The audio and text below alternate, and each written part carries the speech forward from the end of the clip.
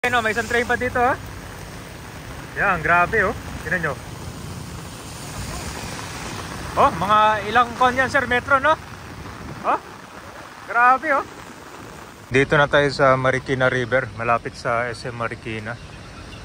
Ito yung retaining wall na nilagay nila kasama sa rehabilitation ng Marikina River. Kita mo naman no?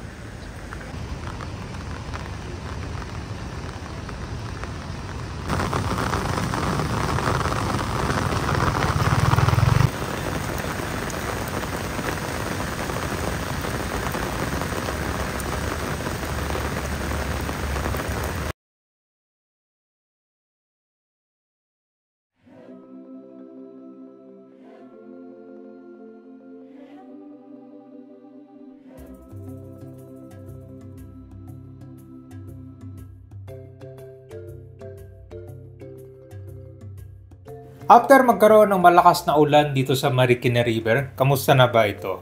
Makikita mo dito halos patuloy yung paglinis, pagtatanggal ng mga basura, at yung mga ilang construction works dito para sa rehabilitation works ng Marikina River. So tara, alamin natin.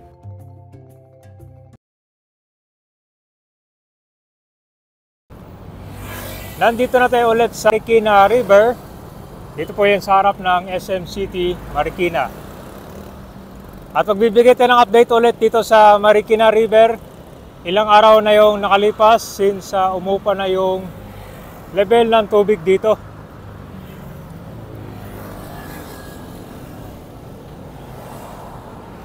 Nagsisimula na rin yung pag-aalis ng mga basura dito. Ano, ginakarga na sa truck oh.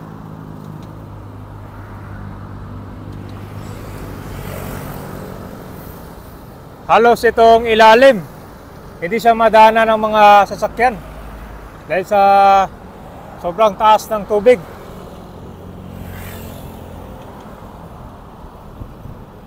Mabilis lang, nakabangon agad. Mabilis yung action dito ng paglinis.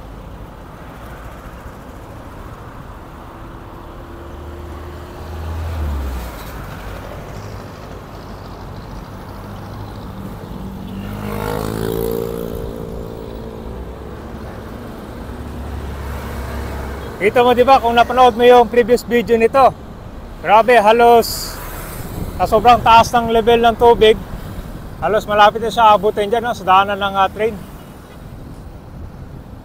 Nung na-vlog natin yung una, halos umabot sa 19 meters yung level ng tubig, ganun kataas pala.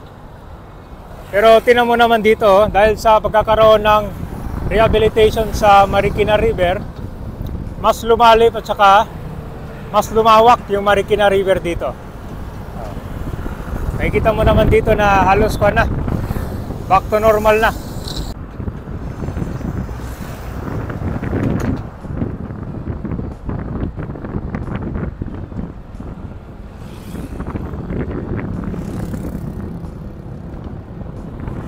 So ito yung paglalagay nila ng mga wall dyan no?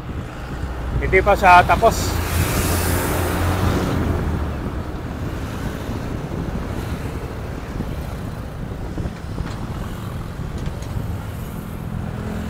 Sobrang lalim, di ba? Oh?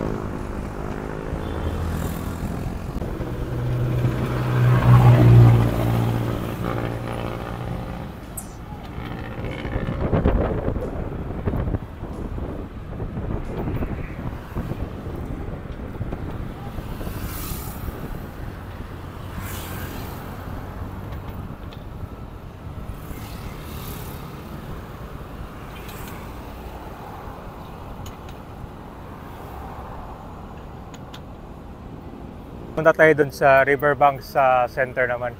Yan. So itong area na to, halos malalim yung tubig dito dati. Yan. So ngayon, meron mga pala dito, mga pwede nyo pagbilihan ng mga pagkain dito malapit to. Pagka lampas nyo lang dito sa kalsada. So ngayon dito sa ilalim mo.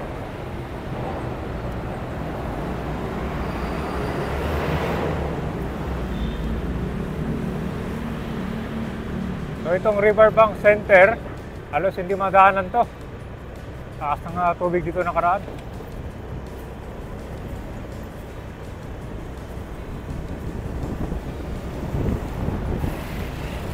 Ito, kita mo tong kon dito, itong parang maliit na station ba to, office? Wala to, inabutan to ng tubig.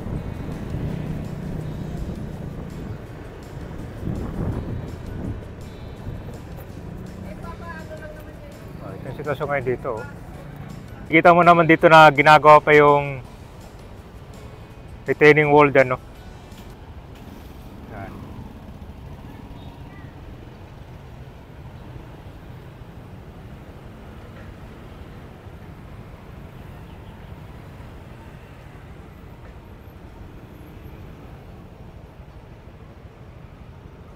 Nandito na tayo sa Riverbank Center. So ito yung sitwasyon ng Marikina River ngayon dito after ilang araw. Mabilis siya umupa, tsaka wala na rin yung mga kwan dito, mga basura, tsaka yung mga ibang barge or yung mga steel bridge na naiiwan dito. Yan. Pero nung nagkaroon ng bagyo dito, hindi pa tapos yung retaining wall dyan, ginagawa pa lang. Pero makikita nyo naman dun sa video na hindi inabutan yung pinakatuktok niyang wall na yan, no? So mataas siya yung pagkagawa nila. So dito na lang sa mga ilang bahagi ay ginagawa pa nila yung karugtong nito. So itong Marikina River Rehabilitation, kung siya matagal na nga nagsimula to. Yung pagpapalalim tsaka pagpapalawak para mag-improve yung flow ng tubig.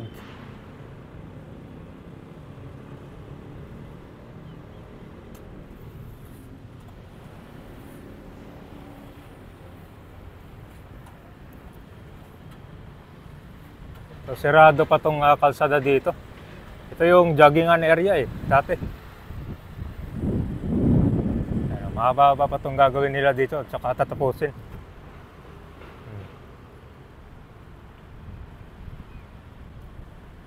Ito yung largest tributary ng Pasig River, ang Marikina River. Kaya malaking impact talaga kapag hindi maganda yung flow ng tubig dito.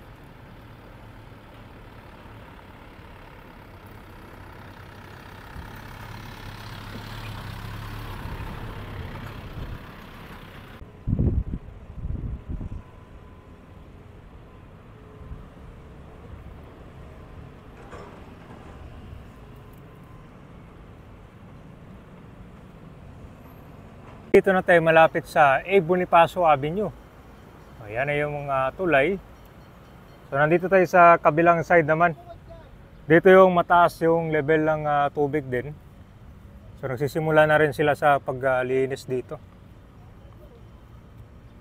Nakita mo yung statwa dyan kabay, no? Inabutan ng tubig yan. Tsaka yung bridge naman, kumalas siya. Napunta na dito sa kabilang side. Nandiyan lang yan siya. Kukunik dyan sa kabila.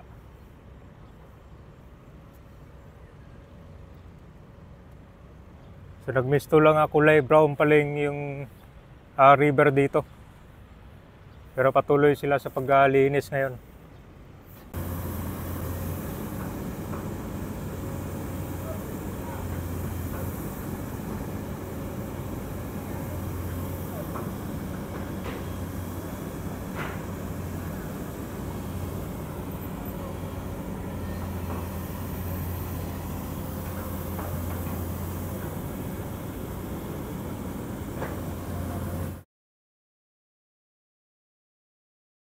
After ilang araw ang nakalipas, ito na ngayon ang sitwasyon ng Marikina River. So patuloy yung paglinis at saka yung rehabilitation ng Marikina dito ay patuloy pa rin. So mapapansin mo yung kulay ng river ngayon ay kulay brown siya. So kung napanood yung unang video natin, halos umabot sa 19 meters pala dito. So ganun kataas yung level ng tubig. Pero ayon sa mga natanong ko naman dito ay mabilis umupa yung tubig ngayon after tumigil yung ulan.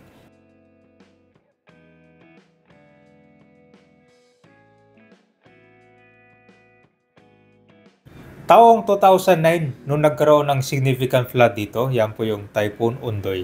So itong flood na to, halos 80% ng National Capital Region ay naging flooded.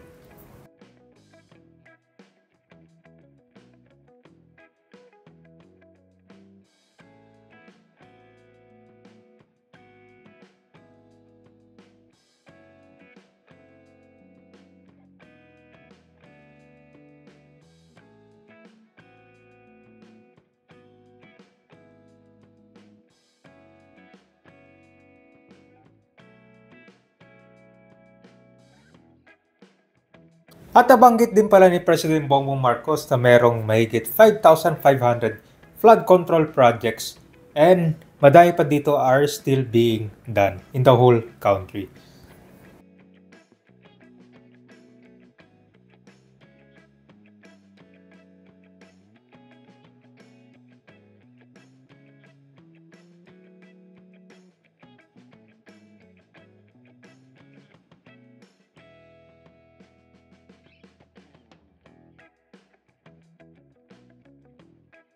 Ito naman yung papuntang LRT Santolan Station. Nakikita nyo ba yung kalsada dyan? Ito halos hindi makadaan yung mga sasakyan dyan.